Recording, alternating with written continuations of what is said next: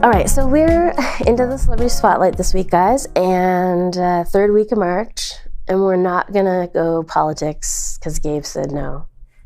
He's the mean one behind the scenes. So he thought that it's poignant actually. I think it's very spot on because it's timely, and I always love to talk about timely stuff when we're talking about celebs.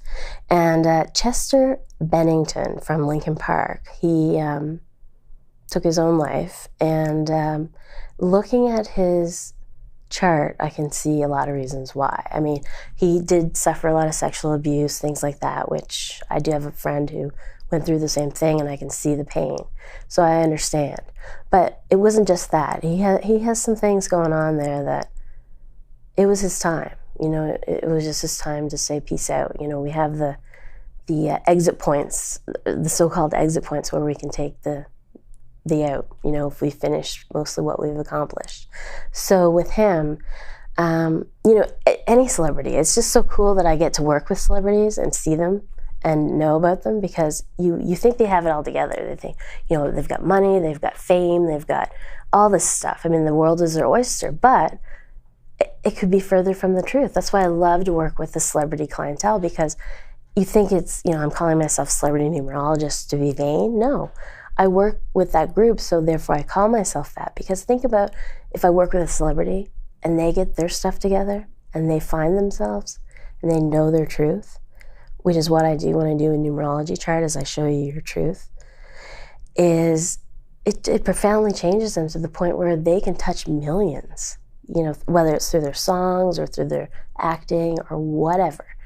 But it can transform many, many lives than just doing one person who isn't in the spotlight. So there you go. With Chester, he was all up here. Totally overthinker, overanalyzer.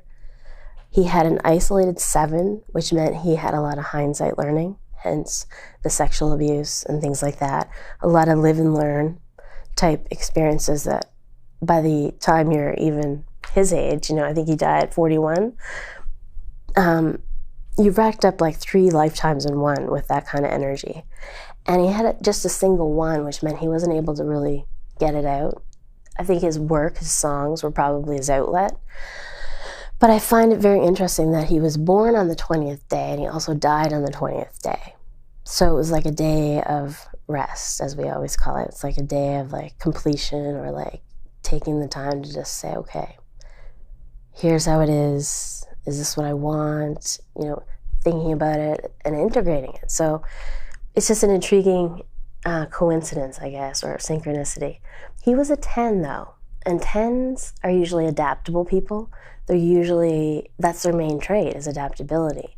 But they can only go so far because a lot of them don't incorporate the 0. They just have the 1. And without that 0, which is more of a placeholder or symbol, not a number, it's like the spiritual awareness factor wasn't there. And I think he blocked a lot of that out because of the sexual abuse and the hurt in the emotional realm. So he was really living through here. And I mean, it's a tough life to do that, because you're always thinking the what ifs and what if that. And, you know, so he probably thought himself into doom and gloom. So who knows what really happened, but, you know, he almost made it. You know, it's like, I think he went home for a reason though, because there's so many people in crisis right now that people are being called back, so to speak, to be the like guardian angels or the guides per se, or whatever you want to call them, those new age terms.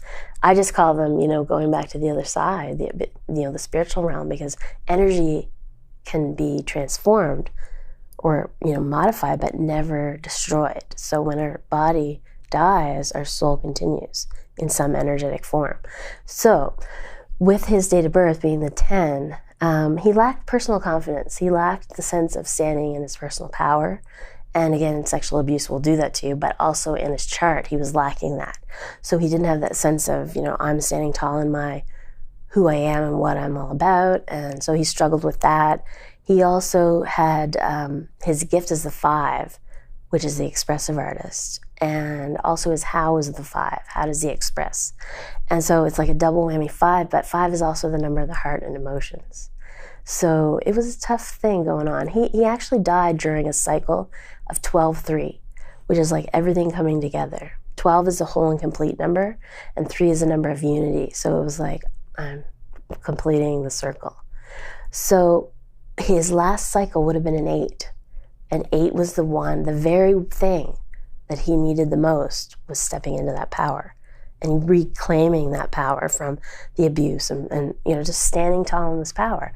So he was called home for that reason, probably to step into that power finally and use it to help other people. So maybe he's a guardian angel for someone, who knows, you know?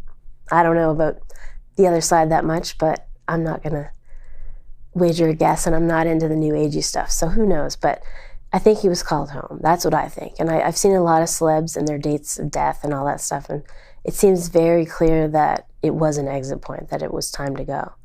And we shouldn't look at it as being a sad thing, because we all have our time, and it could be, you know, at 20, it could be at 120.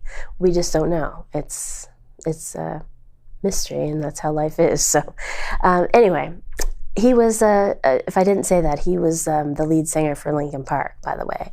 And I kind of do like some of their music, and I'm going to have to check it out again just to refresh my memory now that Gabe's planted the seed. But that's your celebrity spotlight for the week. I hope you really think about it, because this month is all about that. It's about thinking and really getting to the heart of the matter. And his death was really something that you got to sit and think about for a second through the numbers. So that's it in a nutshell for the Celebrity Spotlight. Tune in again next week, and we'll have another Celebrity Spotlight here on LotteryUSA.com.